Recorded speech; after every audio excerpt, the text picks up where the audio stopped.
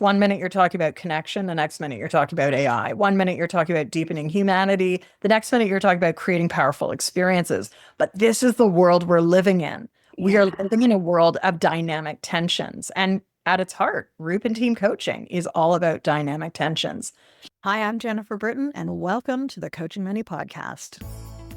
I've been on a mission for the last 20 years to expand the coaching conversation to many.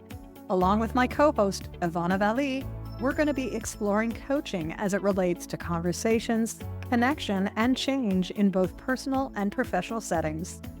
Coaching Money is about creating empowering and thought-provoking spaces for conversation which strengthen relationships and enhance results. Throughout the Coaching Money podcast, we'll share tools, practices, and approaches to support you in your conversations, one dialogue at a time. So, welcome back. We are on to our final episode of this season. I can't believe that it's been almost a year since we launched this initiative. Yeah.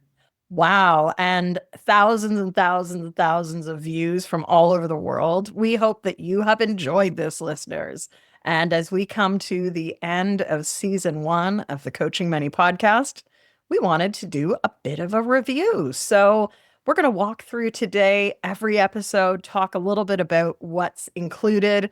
I don't know about you, Ivana, but I love hearing from people saying, "Oh, I was listening to your podcast. I was driving down the road and, really enjoyed hearing about it." So what have you enjoyed in the last year of this whole journey of the Coaching Money podcast? Yeah, Jen, thank you. And I'm thrilled. We're on the other side of season 1. Can you believe it? And it has been close to a year. For me, I've really just enjoyed the active conversation of these ideas, also integrating what's happening in the world, in our Mhm. conversations and bringing that into context of the coaching many or group and team coaching. I've really enjoyed hearing from people saying, even people who are like signing up for our programs. Yes, I've met you through the podcast. Like, I think that's Yeah. really warming to know that we're reaching listeners and we're having an impact because, I think you and I are both embodying the brand of potentials realized through supporting ourselves to continue to evolve. I know this podcast for me personally has really been a stretch for me. And even Mm, sitting side by side with you, the yes. maven of group and team coaching, but also to be of service, really to be Yeah. of service and to ignite ideas, to ignite insight, to spark inspiration and thought for leaders, whether you are a coach yourself or a leader who is in this conversation of many, or even like to support conversations around the dinner table, as I've mentioned in a few of the episodes. So that's really what I've enjoyed, is to bring value and to bring conversation and to have it really with you. It's been such an honor and joy. Well, it's amazing to think that, what we're talking about today is still so relevant, probably even more today than it was. Today actually marks, hard to believe, marks 21 years since coming back to Canada from my global work and like opening the doors at this business, which is always a really amazing milestone to think about. But as I think about it specifically to group coaching, very much the infancy of what, when those days people just didn't do groups. It was all one-on-one. Even coaching, Yeah. the profession was so fledgling. And then I think as effective group coaching came out in 2009, even that's almost 15 and a half years ago. But what is important is the things that we talked about then are still relevant today. Yeah. So we really want to take you listeners through sort of the journey of these last 20 plus episodes over the really since May of 2024 when we sat down to start recording this. And I know that this last year has had me in so many different spaces, from up north to here to down in the Caribbean and back. And I think that also just gives the global approach. As I think about the coaches that I've had the really wonderful privilege and opportunity to talk with over this last year, whether it's been functional medicine practitioner coaches, Mm. whether it's been NYU, whether it's been coaches in the Middle East. I just think this work is going in so many places and Yeah. spaces. And the beauty of a podcast is people can tap into it from wherever you are in the world. It really is open accessibility for so many people. So we hope that you enjoy this. We are coming back for season 2. If you're wondering like, "Oh my gosh, is this wrapping up?" No, we're going to just do a season 2, and that will take us through 2025 into 2026. So, are you ready to take a look back? Maybe we'll Yeah. spotlight some of our faves as we go. Well, I know you sent me the list, and as I look at the list, it's like, wow, so many great things. So we started off last May with our seminal episode of like, what is coaching many? And some of you might still be saying, but why would you call this coaching many? Well, of course, it's after my second book, From One to Many, Best Practices for Group and Team Coaching. And I think it's Mhm. all about this evolution from just the one-on-one into the landscape of the group, the team, the peer, even into the organization and the wider space of the world. Like, how does coaching more than one person show up to affect change, to influence Mhm. culture, to influence collaboration, and so many other things? And that's really the heart of the work that I'm doing on this next book, which I hope will be out probably within the next 6 months, if not sooner. So, coaching money, like when you think about coaching money, what comes to mind for you, Ivana? Oh, wow. Well, for me, it's really that the dynamics of people, whether it be a team context, a group context. And in episode 1, we really kind of distinguish that. Like, what is group coaching? What is team coaching? Where are they? What are the similarities? But they are very distinctive. And ICF identifies that even with having a separate set of competencies for Mm, team coaching. So to me, it's really that dynamic.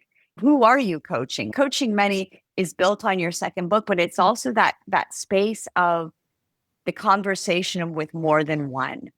yes. And it Yes. can look so differently, whether it be virtual, in person, a global group, a group of one specific culture, like even in group coaching essentials, a lot of our coaches are really focusing on their having impact on their own geographical space and culture. So that's what I Mhm. think of when I think of the diversity, but also the the connection, the heart of what that means and looks like. And that's a lovely segue into our second one, which was called Mastering the Basics of 4 Elements of Coaching. So looking at not only action, but awareness, looking at goals and really the whole relational piece of this work. So mastering the basics, right? In times of change, we want to go back to the basics. And so how are we really doing that, diving deeply into the Mhm. foundations, because coaching is coaching is coaching. I think a lot of people want to really overcomplicate it, but in times of complex change, we've got to keep it really simple. And so it is about augmenting and dialing into the foundations. And as we go through this list of what we've covered over the last year at the podcast, you're going to hear time and time again us coming back to the foundations of coaching. Anything you want to note about the basics, or should we move on to the triad, episode 3? No, I think let's move on. So The the triad, foundations. it's at our heart. What when you think of the triad of trust, safety, connection, what comes to mind for you? I think this is at the heart and center. I think of the core competencies, but I also think of the triangle that you created. I'll let you reference the book that introduces this concept. Just and this is at the core of, I think, coaching many to allow the depth, to allow the conversation to take us out of facilitation and into that coaching realm really requires this fundamental space. And in our programs, and I will say this in our programs, we touch on not what this is, but some of the fundamental ways to actually support you as the coach to have this, to create this in the container. Yeah. And trust, safety, and connection is paramount. We're recording this in 2025, and trust levels all over the world are at their lowest. Yet, if we really do hope to create spaces of change, of positivity, of transformation, we have to have trust of self, trust of others. When I Totally. first introduced this notion of the triad in effective virtual conversations way back in 2017. I remember speaking to a really big room. It was Converge, the ICF Converge Conference 2018 in Washington, D.C. And there were probably 300 or 400 people in the room, right? And we spent time really breaking down practically what does trust look and sound like, what is important about creating safety, psychological safety, and what about connection. And this is still, again, as relevant today as it was then. If we don't have these three core elements, like a triangle, meaning we need all of them and impacting one impacts all, then it's likely that we are still not diving into the depth of the conversation of coaching. We may be having a facilitated discussion, but not necessarily getting into the mindset, the assumptions, the belief systems, the habits that really are at the core of coaching and at the core of affecting change, sustainable and transformational change. So, listen in. Episode 3 was TRIAD of Trust, Safety, and Connection. From there, where did we go next, Evana? We went to really results and relationships, an episode that really explores the dynamic of these two and the relationship between these two. And I'll let you speak to this because this is really fundamental in team coaching, as well as secondarily, I would say, in group. But go ahead. Yeah. Well, it is all about results and relationships. And actually, it's interesting. If you look back to the definition I provided in 2013 of team coaching, I talked about how team coaching must focus on both results and relationships. And we're really seeing in 2025 that relational web. So, in fact, back in 2021, when I released my 6th book, Reconnecting Workspaces, the whole book is all about relationships and results and how do we affect that. Even the tagline for effective virtual conversations, relationships and results. This is something I've been really talking about and we've been training our coaches around since 2013 in terms of, what are the things in your toolkit? How are you building that relational connectivity? During the pandemic, some of that was weakened. I think a lot of coaches have been spending a lot of time in recent years helping people reconnect with all those layers of relationships. And we have a separate episode 12 connects in on the 6 layers of connection, because we can't talk about results and relationships without multiple layers, multiple components. And I think the question to leave all of you with is, where are you spending the bulk of your time in support of your clients? Are they wanting to focus on results? And if so, what's the blind spot? Right? What's the blind spot? Are they not focusing on relationships or vice versa? Again, different moments in time require a different blend of these. And I think whether we are working with a team or working with that collection of a group, it's a really interesting domain to dive into, both the relationships and results. So that's all I'll say. Anything you want to add? The one thing I'll say from an episode standpoint, and then I'll make a comment, these first 4 continue to be in our top list of views and audios because they really speak to the core and the foundation. Now, these are not prerequisites to listen to the other episodes, but if you're really wanting to get a flavor of this coaching many, this really speaks to the heart of it. And building off that, the heart of the coaching conversation is results and relationships. So I love that you brought up that blind spot. We do have to meet our participants where they are, but we also have, in my words, a responsibility to also help them see beyond what they think they see, and beyond that, what that is for them. So they can step into what's possible. So they can step into really having the results and having the relationships that they really, truly want. And that's key. And a big part of this too is about being intentional, which took us into episode 5. I think intentionality is a really key component, whether we're navigating the choppy waters of change, whether we're looking at, really having an impact, transitioning in different aspects of our life. So exploring intentionality has been a really key part of the Coaching Many conversation. It also has been a bridge from looking at the 7 C's and the IV of reconnecting workspaces. How do you thrive in a hybrid, evolving workspace?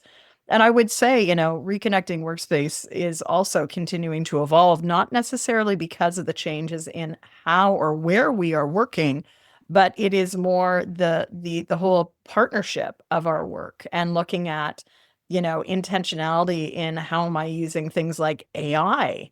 How am I leveraging partnerships all over the world? So for those of you that like a wider focus, I think exploring intentionality gets us thinking about coaching, the coaching conversation, the coaching relationship in a lot of different ways. Yeah, beautiful. If I want to add to that, I remember saying this in this specific, it's like the why behind the why. Yes. I even think about like this whole reaction versus responding when we're working with leaders, when we're working with people. A lot of the work that I do is really around making empowered choices. And so that way it changed the trajectory of your life. Well, you need to look at what is that intention? What's really behind this, that cause and effect. So that way you're really working towards what you're having. And I'm going to say, I think some people are doing this. And I think we also need to look at it even for ourselves as coaches in the work that we do, in the people that we work with. Why are you working with this specific group, team, topic, theme? I kind of sprinkle in episodes that we're coming to, but really, I think it's just as important for us to think about this as entrepreneurs, as leaders. What is your intention in moving into the coaching many conversation, into group and team? Like, what are you hearing in your conversations that supports this progress step to be a value add to your community, to your people? Yeah. So again, intentionality links to things like vision and impact as well. And that takes us to episode 6, unlocking action. I'm actually going to do the next 3 together because they sort of do go together. Yes. Episode 6 was unlocking action. So we look at different approaches, different tools, different questions to get you into what some coaches feel is the heart of coaching, which is action. But actually, in episode 7, we really want to talk about the bridge between action and awareness, because action alone is not going to get you there. There's the fallacy of like, oh, to do is all that I need to do, when in fact, it's not enough. And so we talk then in episode 7, the bridge between action and the second part, which is awareness. And great coaches know that the heart of real change lives in the space of awareness, which is our focus on episode 8. Now, personally, I like episode 7 because it talks about that bridge between action and awareness. And we do not live in a dualistic world, right? We live in a range of continuums, hopefully, where we can see that both and is still a very important component for navigating all the complexity that exists in the world. And so I really do encourage people to listen to, if you have an opportunity, maybe you just zoom into the middle, zoom into the bridge between action and awareness, or do the whole tripartite of like action, awareness, and even episode 9, which is the importance of goals. Like, why do we coach? What are we doing? We are helping people move from A to B and get there. So I think that whole episode 7, 8, 9 really is key. How about you? What do you think about when you think about action, awareness, the bridge, and even goals? Yeah. So I just want to presence that episodes 6 right through to 10 really are those 4 elements broken down further. So for those of you who are like 4 elements and you want to go deeper, that's why we created those episodes, just for some context. But I absolutely agree with you. Like, these things are fundamentals. And, any people, we need to support people to have the awareness, like that insight of, oh, like whether it be their beliefs, whether below that waterline, whether it be their values, like helping people connect to, why they're stuck, what's getting in the way of that. And that does require awareness. And I'll let you share the statistic on the burnout, because we are natural doers, right? We want to do, we want to produce, and we have to. Like, there is an element of action that is required. However, intentional action does require awareness. And so I'm going to invite you to think about, like, where are you strong? Are you a mover and shaker yourself? Or maybe you're an awareness. Like, I love just to be in an awareness, but I'm not going to get the results I want without action. So I think for the coaches, for the listeners, is where are you? And also then where are your clients? Are your clients coming to you wanting action, but actually would benefit in a changing of gears from fifth to fourth to third to be able to go back to fifth? So And I think that's what I want to that's a add. really key, again, it's we need it all. I think very much it's it's the and space. And burnout all over the world, ranging anywhere from 32 to 42 to 52%. So what are Yeah. you noticing? I think even beyond burnout at this stage, it's like all of the changes that are happening in Yes. workspaces, just complete, lines and departments of organizations disappearing overnight. And what does that mean in terms of awareness? How do you really look at areas that we haven't even done episodes on, but if you come back in season 2, things like resilience, right? Like how are we Mm, helping boost resiliency? And that's not about action. That really is about the piece around awareness. So we're going to keep on moving because we don't want to make this an hour-long episode. So we're no. really, as Evana said, if you want the breakdown, episode 6, action, episode 7, action awareness, 8, awareness, 9, the importance of goals. And then we get in episode 10 to accountability. What is accountability and what does accountability mean in the one-on-one, in the group, and in the team context? Mm, I think this is a really important episode for those that might be straddling the realm of group and team.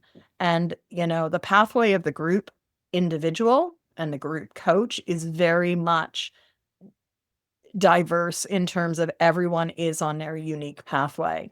In a team coaching context, we're looking at alignment, at creating alignment between the team members. So, one goal, one accountability, collective accountability often supersedes the individual accountability and the action steps that people are going to take. So, I think number 10 is important if you're looking for mm, tools, resources around both group and team coaching and how it differs because it can get confusing. I'll be honest with some of our students who are new to this space. It's like, I thought I was being engaged to like coach a team, but actually it's a group. And yeah. so we do start getting into a lot of those distinctions in episode 10 as well. Anything else you want to say about accountability? Go check it out. If you're curious, go check it out. Check it out. And I think another one that's really popular is 11 is co-creating agreements. This is something that really makes coaching distinct from other related learning modalities, whether that's training, whether that's facilitation, simply who is driving the bus. And in a coaching conversation, the client has to own it. They have to shape the conversation. Otherwise, if we're coming in with an agenda, chances are we are not coaching. We are doing something else. So, Oh, for those that really want to discern, this is why we've called it the power. This is episode 11, the power of co creating agreements. We look at how to do it, why to do it, when to do it. And, again, it's different in the landscape of 101, it's different in the landscape of group and of team. all I'm going to add to that is like it's one of the core competencies, co-creating those agreements, and that's the reinforcement of a distinction of coaching different from facilitation and training is really like the group in the world of group coaching, individuals in the group really have to have their voice. So that way they have their buy-in. So that way we can create that trust, safety, connection. So that way we can support them in the transformation they truly want and desire. And I think the co-creation, the power of co-creation is at the heart of all of that to unfold. Nice. Beautiful. So, take us into 12. So 12, I love this conversation. And it's another one that's really done well in from a listener standpoint, is really the 6 layers of connection. And it really speaks again, it connects really beautifully to episode 3, the trust, safety, and connection. Mhm. And especially in the world that we're in, I think the pandemic really started this 5 years ago around like connection because people were isolated, and even the statistics around loneliness and health and well-being. And so many of our listeners and coaches are in that realm of well-being. But Mhm. what does connection look like in the group realm, in the team Yeah. realm? Your 6 layers of connection, your body of work around this is really transformational and really kind of blows the top off this word connection. So I'm going to let you speak more to it, but it really is brilliant. Yeah, and I think again, it's the heart of like we have to have connection in order to really go to the depth that coaching can take us. I think you said it wonderfully. I think again, this is probably one of the must, if I had to look at all 20 plus episodes, this Yeah. is probably one that you definitely want to look at and listen to, because it will distinguish you and your work and your conversations with your clients. Next is 13, creative ways to explore vision. And like the 6 layers of connection, this really tracks back to my latest body of work, reconnecting workspaces. I get Mm. emails all the time. I have your book. And I say, which book? And it's effective group coaching. But I really want to encourage people to dive into the more recent writing. As important it is to have the fundamentals around group and team coaching, we live in an evolving landscape. And whether it is AI, geopolitical, economic issues, it is really critical that we are not only connecting people, but that we are exploring creative ways. And this, to me, is my favorite passion point. Many of you might be familiar that we've launched the Conversation Sparker Experiential Roadshow, which is a series of creative tools, experiential tools, from our dice sets to our cards to our charms. And these are just another way to enter into the doorway of vision. We know in times of change that vision is Mm. so critical. We talk about specifically different ways to help people articulate, create, and then own and put life into their vision. So I really like episode 13. Anything you want to say on 13? Yeah, I want to just really emphasize in the coaching conversation the importance of vision, just to kind of reinforce your message around in times of change, in times of transition. The Yes. world is in a major transition. I speak to hopefully the evolution that comes from these chaos and change. And vision really is a foundational piece. And we've had people in our program say, I just don't do vision. And I want to just say, for those who don't, I really invite you to listen to this episode, Mhm. because vision really is, I'm going to say, I don't know if you would agree, Jen, but it really is where the root of anything to really be able to sprout is to support people in that vision. So when things do get difficult, when things do get challenged, they really have something that they can double down and hold and connect to keep them going. And that's why I love the different tools that we use and we introduce as avenues, as doorways to vision. Yep. I would say vision is paramount. And I almost feel like I overdid the hue and cry for vision about 5 years ago, but it is Mm, absolutely essential. If you're not bringing it into coaching, then there's a whole swath that you're sort of missing. So if you really want to yeah, think about the creative ways, right? There's many different ways. And I talk about sure. 8 different ways, but what are the different creative ways? And I would say this is the work that my clients continue to come back to me asking for, right? Mm, This is what I make a lot of money off of every yeah. year. And that's important because I think it's something tangible that people can really think about. So with that, that then segues us into number 14, the group and Yeah. team coaching superpowers. So why don't you say a little bit about this? Well, to me, I think this is where we really start going beyond our basic coach training. And this is where, like, the evolution, as I touched on with vision, but how do we evolve as coaches? Really, I'm going to say to stand out, but also to last. Like, you know what I Mhm. mean? To be called back, to grow, to evolve. And the impact it's had on my work as a coach, as a group coach, has been evolutionary. How I show up with my clients, the tools that I bring, because was living in a place of blind spots in terms of my strengths are great. And yet this episode speaks to the variety, not the variety, wrong word, the different superpowers that need to be activated and pulled and drawn upon to really develop and support the range that is needed to be a successful group and team coach. Brilliantly said, right? And I hope that this is a piece of work that I will be continued to be known for. Our superpowers, right? Unlike strengths where we are innately groomed or we innately have them, in the group and team coaching superpowers, we actually want to evolve in our mastery, in our growth as a coach, to embrace and be able to lead from all 5 of the coaching superpowers. And so you may have heard me speak about this. I've spoken now for 3 years at EMCC's the GPS program. In November, I've delivered this to many ICF chapters. If you feel that your group of coaches, if your cohort of coaches is at the stage of like, what's next? I've got the foundations, I've got the basics, but how do I continue to grow in order to really create that ripple effect for the people that I serve? This is the heart of it. And this is a group and team coaching superpowers work. And it's unique, right? It is unique. No one else is offering this in the ecosystem. This has been the train for the last 3.5 years. And I'm really proud of it. My goal is to have 25,000 coaches take the survey. So we'll include a link to the bit.ly, and we're slowly getting there. But again, it's an area that this is going to serve you. As Evana said, this is not just going to be transformational, but this is going to really exponentially take your growth and learning forward. And this is actually course 4 now of our learning pathway for certificates in either group coaching or certification in team coaching, which leads to the ACTC through the CCE route. So we'd love for you to explore it. Certainly take the quiz, maybe join us in an upcoming program. So that then leads us to episode 15, which is effective closers. So we've talked in the first, dozen plus episodes on foundations, but how do you do the work?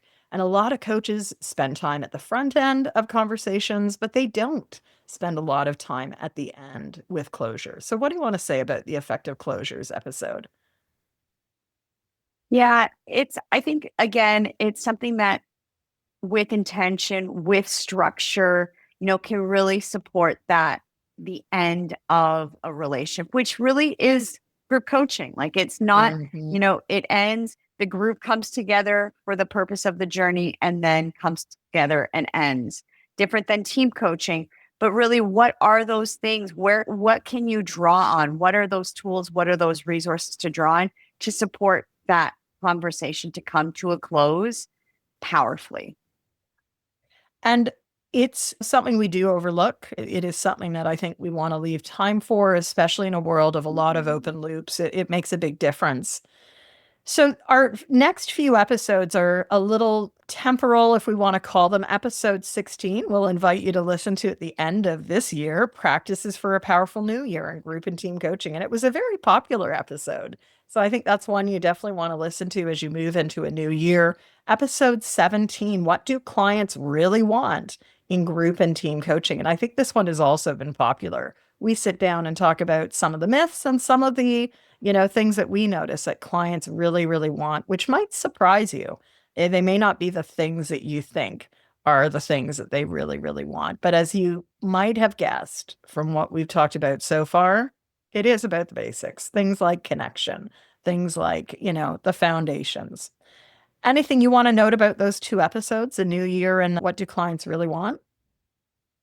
Yeah, I'll leave the new year for people to go and listen to, as you've already said. But in terms of what clients really want, I think this is really a game changer in getting into the world of your client.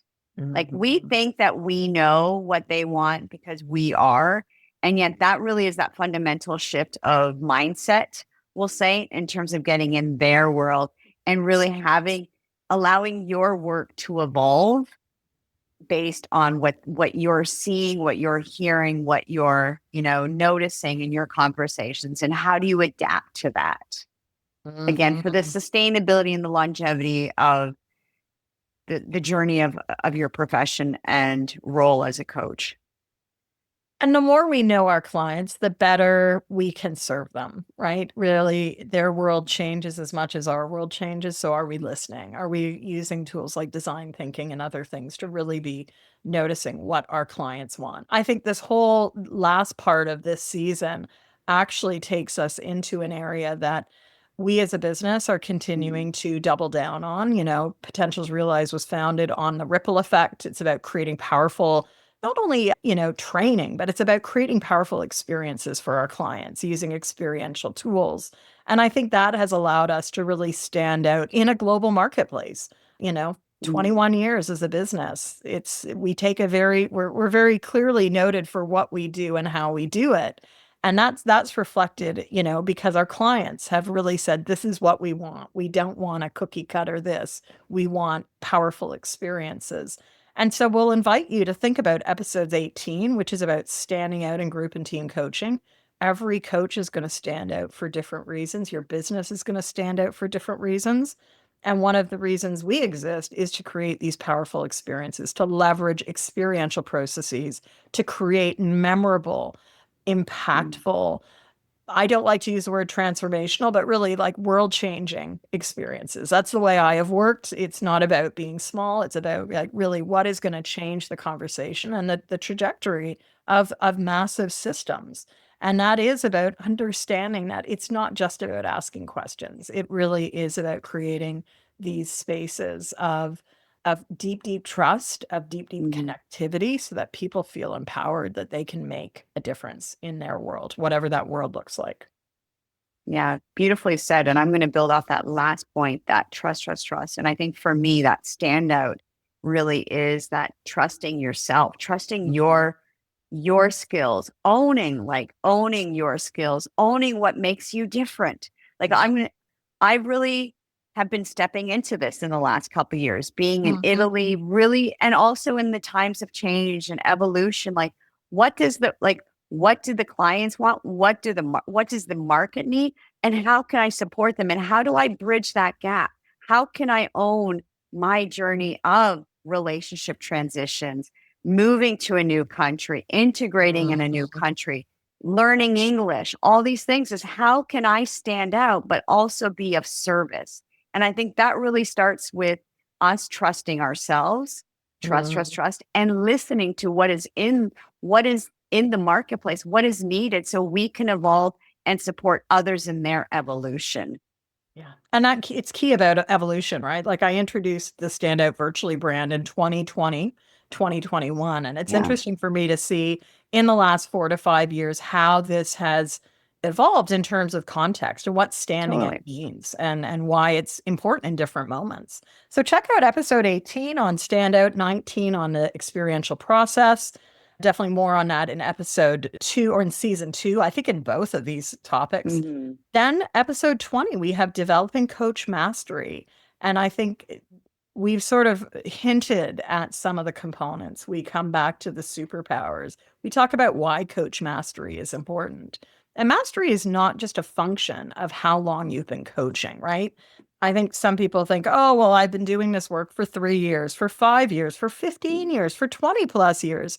Hopefully, we are still learning as we go because our world of the client dictates that. And so we do get into developing coach mastery.